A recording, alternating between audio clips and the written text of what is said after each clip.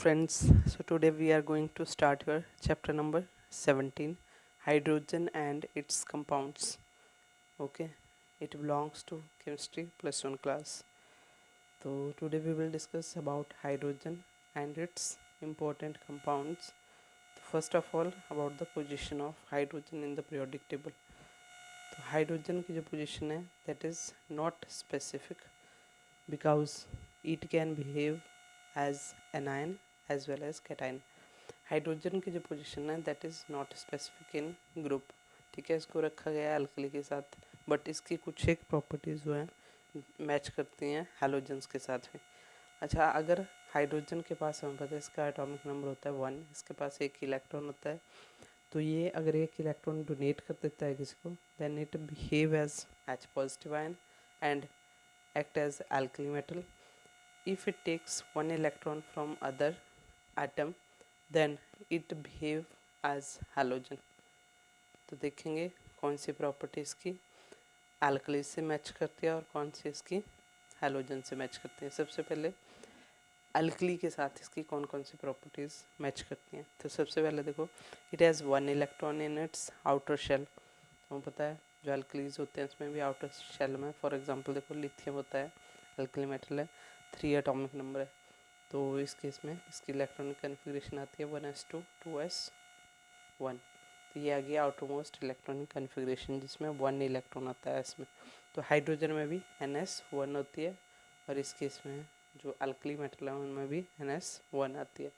तो first point जो इनका एक दूसरे से मैच करता है. सेकंड, जो अल्कली मेटल्स होते हैं वो भी मोनोवेलेंट एनायन बनाते हैं, सॉरी कैटायन बनाते हैं, और जो हमारा हाइड्रोजन है वो भी क्या बनाता है, मोनोवेलेंट आयन बनाता है, बेसिकली कैटायन बनाता है. Next point, it's valency, hydrogen की जो वैलेंसी है वो भी 1 है और जो अल्कली मेटल्स होते हैं वो भी 1 होती है, उनकी वैलेंसी भी 1 होती है. ठीक है, हाइड्रोजन के जो ऑक्साइड हैं वो स्टेबल होते हैं like the alkali metal oxide. Okay, तो ये हैं इसकी कुछ एक बहुत कॉमन इम्पॉर्टेंट प्रॉपर्टीज़ जो मैच करती हैं अल्कली के साथ. इसके अलावा भी होते हैं, it is reducing agent like the alkali metals भी रिड्यूसिंग एजेंट होते हैं. हाइड्रोजन जो होता है अब हैलोजेंस को भी रिप्रेजेंट करता है. कैसे? ठीक है, उनकी प्रॉपर्टीज़ उनके साथ भी सिमिलर प्रॉपर्टी मैच करता है. सबसे पहले ये जो हैलोजेंस होते हैं वो डायटोमिक फॉर्म में एग्जिस्ट करते हैं, तो हाइड्रोजन जो है वो भी डायटोमिक फॉर्म में एग्जिस्ट करता है. नेक्स्ट, हाइड्रोजन जो है हैलोजेंस की तरह एनायनिक फॉर्म में भी हो सकता है. ठीक है, जब अपना जो इलेक्ट्रॉन है वो ले लेता है किसी एक और इलेक्ट्रॉन, तो हाइड्रोजन जो एनायन होता है वो as a stable inert gas behave करता है एक इलेक्ट्रॉन लेने के बाद. ठीक है, लाइक हीलियम की कन्फिग्रेशन एक्वायर कर लेता है. उसके बाद नेक्स्ट, हाइड्रोजन के पास 1 इलेक्ट्रॉन शॉर्ट होता है डिप्लेट को कंप्लीट करने के लिए. वैसे ही हमारे जो ये हैलोजेंस होते हैं इनमें भी 1 इलेक्ट्रॉन की कमी होती है उनके ऑक्टेट को पूरा करने के लिए. उसके बाद नेक्स्ट चीज़ है आपकी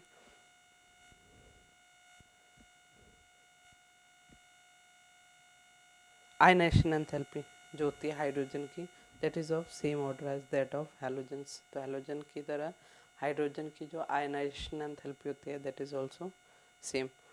तो ionization enthalpy of hydrogen is very high in comparison to, यही डिफरेंस आ गया कि अल्कली मेटल की जो आयनाइजेशन एंथैल्पी होती है उससे कहीं ज़्यादा हाइड्रोजन की आयनाइजेशन एंथैल्पी होती है. ठीक है, और एक कंपैरिजन आ गया इस केस में. उसके बाद देखते हैं नेक्स्ट चीज़,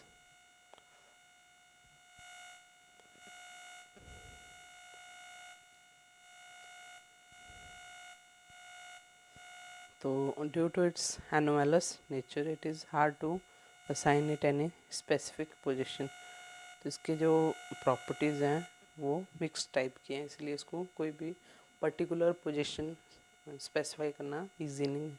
ठीक है, अब नेक्स्ट चलते हैं इसकी डिस्कवरी किसने की थी. और तो may be asked some time in your exam who discovered hydrogen. तो हेनरी कैवेंडिश जो था साइंटिस्ट, इन्होंने इसको डिस्कवर किया था 1766 में, और जो नेम था hydrogen that was proposed by the Anton von Lavoisier, ठीक है, who is also known as father of chemistry. So Cavendish ने इसको डिस्कवर किया था, और इसका जो नेमिंग है that was done by, name जो था उसको किसने प्रपोज किया था, लेवेसियर ने, ठीक है। It is the 9th most abundant element in the earth. सबसे पहले नंबर पे कौन सा आता है, बताओ, करवाया हुआ आपको, यू विल रिप्लाई में फर्स्ट नंबर पे कौन सा आता है, ठीक है। नेक्स्ट, हाइड्रोजन बनाते कैसे हैं, ठीक है। अब हम देखेंगे डाई हाइड्रोजन कैसे बनाते हैं। सबसे पहले तो डाई हाइड्रोजन जो होता है उसको अलग अलग मेथड से हम बना सकते हैं। सबसे पहले by the action of water with metals. तो हमें पता है, हमने पढ़े हुए हैं कि जो मेटल्स के रिएक्शन होते हैं 10th में पढ़ते आए हैं, वो रिएक्ट कैसे करते हैं। तो metals react with water to give क्या, एक तो इनके हाइड्रोक्साइड देते हैं, सेकेंड चीज़ हाइड्रोजन गैस, ठीक है। तो जब भी हमें पता है मेटल वाटर के साथ रिएक्ट करते हैं तो उससे हमें एक तो उसके हाइड्रोक्साइड मिलते हैं और सेकंड हाइड्रोजन गैस। तो ये बन गया हमारा फर्स्ट स्टेप जिसमें हाइड्रोजन गैस मिल रही है। वैसे ही जो लेस एक्टिव मेटल होते हैं लाइक कैल्शियम जिंक हो गया, ये भी क्या करते हैं, हाइड्रोजन लिबरेट करते हैं, बट इसके लिए इनको रिएक्शन को, मिक्सचर को थोड़ा सा हीटअप करना पड़ता है, ठीक है। इसके अलावा कुछ एक और होते हैं लाइक आयरन निकल है, तो ये तभी हाइड्रोजन प्रोड्यूस करेंगे जब इसमें से स्टीम को पास करवाया जाता है, ठीक है। नेक्स्ट, तो ये मेथड्स। तो इसके अलावा जो वाटर है उसका जब alkali and alkaline earth metal के ऊपर उनके हाइड्राइड के साथ रिएक्ट करते हैं तब भी हमें क्या मिलता है, हाइड्रोजन गैस, ठीक है। नेक्स्ट चलते हुए,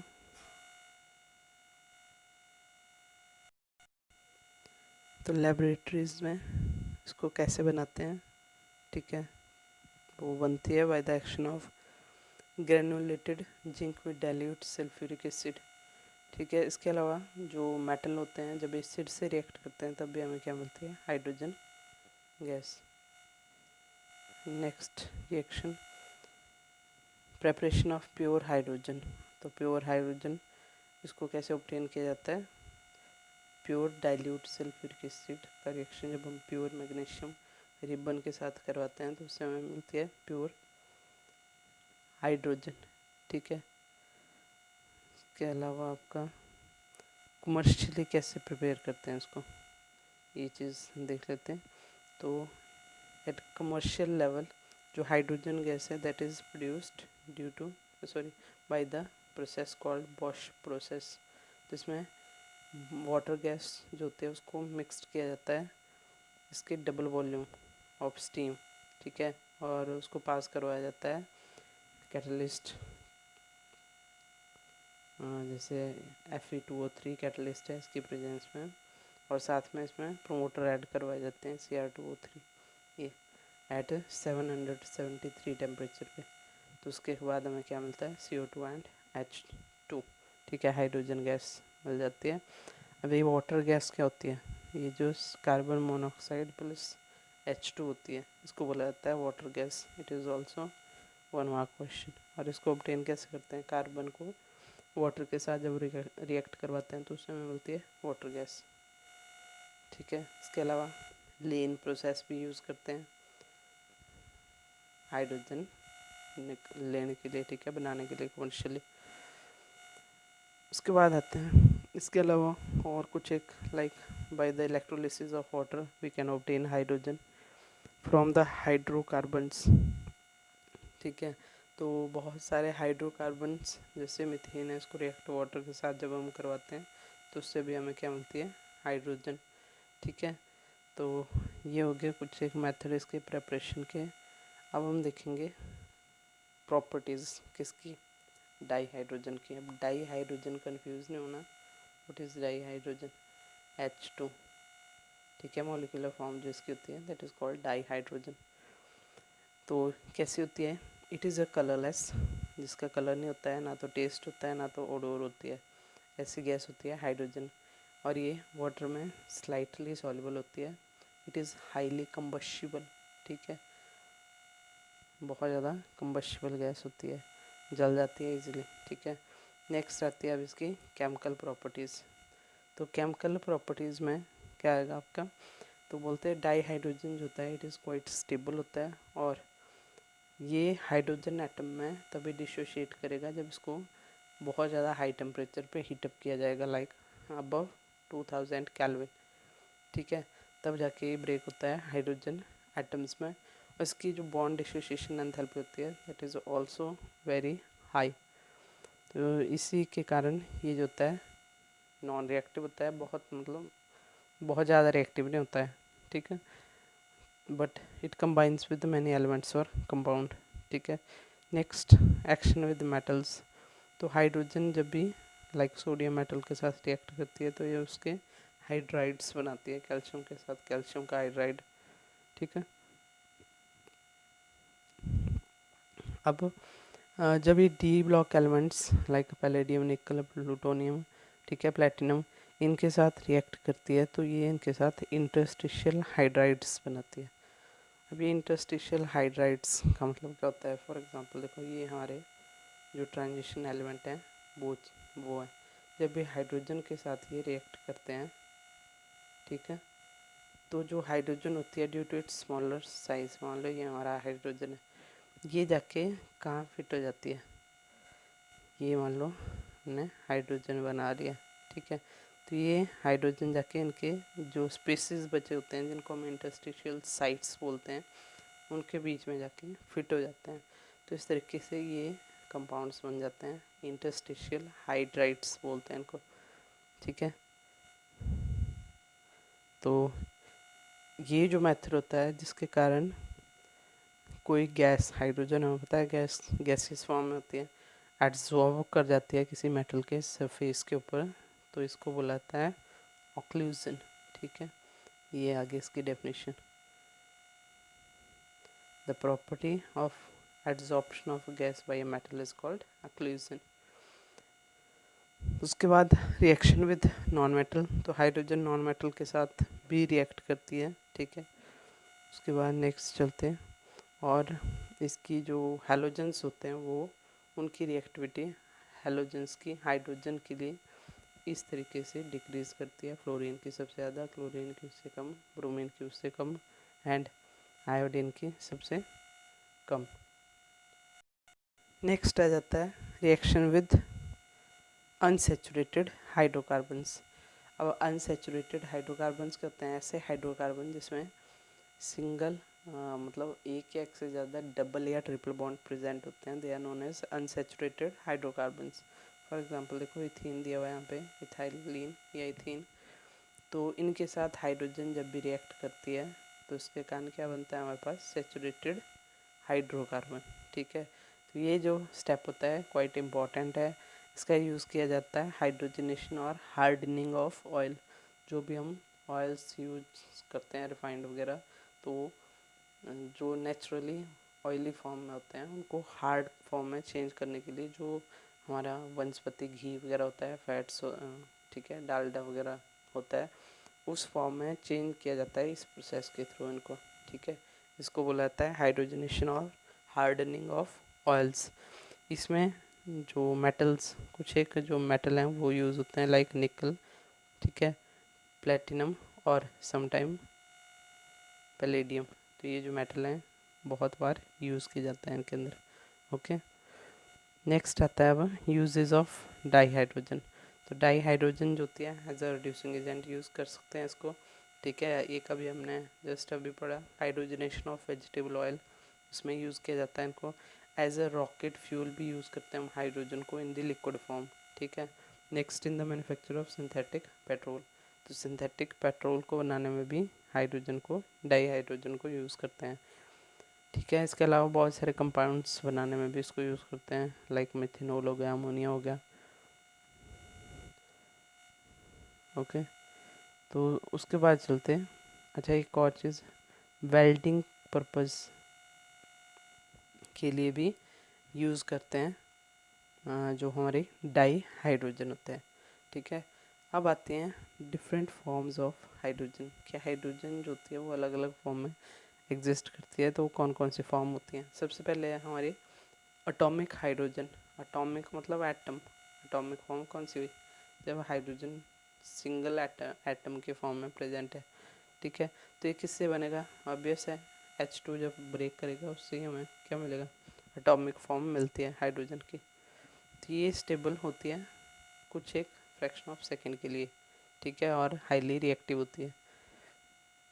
उसके बाद चलते हैं, तो इसके लिए बहुत ज़्यादा हाई टेम्परेचर जो होता है, जो इलेक्ट्रिक आर्क होती है जिसमें जो डाई हाइड्रोजन होता है उसको रिएक्ट करवाया जाता है, तभी हमें एटॉमिक हाइड्रोजन मिलती है। तो इसमें बहुत ज़्यादा हाई टेम्परेचर को मेंटेन करना पड़ता है उसके अंदर, तब जाके ये मिलती है। ठीक है, उसके बाद नेक्स्ट आती है आपकी ऑर्थो एंड पैरा।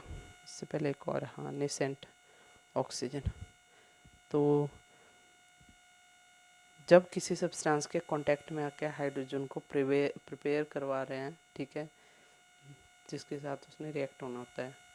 ठीक है, the hydrogen gas prepared in the reaction mixture in contact with the substance with which it has to react is called nascent hydrogen. इसको न्यूली बॉर्न हाइड्रोजन भी बोला जाता है, और ये जो होती है it is more reactive than the ordinary hydrogen. ठीक है, तो फॉर एग्जांपल यहाँ पे दिया हुआ है कि ऑर्डिनरी हाइड्रोजन को जब हम KMnO4 जो पोटेशियम परमैंगनेट होता है उसके साथ उसके थ्रू रिएक्ट करवाते हैं, तो बबल्स ऑफ हाइड्रोजन जो होते हैं दे आर प्रोड्यूस्ड। ठीक है, rise through the solution and the colour is discharge. तो उसका कलर डिस्चार्ज हो जाता है उसके because of the reduction of KMnO4 by the nascent hydrogen. और जो नेसेंट हाइड्रोजन है उसको ऐसे रिप्रेजेंट करते हैं। ठीक है, नेक्स्ट आता है फिर आपका ऑर्थो एंड पैरा हाइड्रोजन। अब ये ऑर्थो एंड पैरा हाइड्रोजन क्या होता है, हमें पता है एक जो मॉलिक्यूल होता है हाइड्रोजन का, एक जो मॉलिक्यूल होता है हाइड्रोजन का, उसमें दो एटम्स होते हैं। ठीक है, और दोनों के जो न्यूक्लियस होते हैं वो रिवॉल्व करते जाते हैं। अब अगर दोनों एटम के सिंगल मॉलिक्यूल जो हाइड्रोजन का होता है उसके दोनों न्यूक्लियाई स्पिन कर रहे होते हैं सेम डायरेक्शन में, तो उसको बोला जाता है ऑर्थो हाइड्रोजन। अगर इसके जो एटम के न्यूक्लियाई होते हैं स्पिन कर रहे हैं अपोजिट डायरेक्शन में, तो इसको बोला जाता है पैरा हाइड्रोजन। तो ऑर्थो और पैरा हाइड्रोजन में से जो ज़्यादातर मोस्टली प्रेजेंट होती है, ज़्यादा अमाउंट में होती है आपकी ऑर्थो हाइड्रोजन। ठीक है, और इसकी रेशो 75% से ज़्यादा नहीं हो सकती कभी भी। ठीक है, तो इक्विलिब्रियम मिक्सचर में होती हैं वैसे नॉर्मली।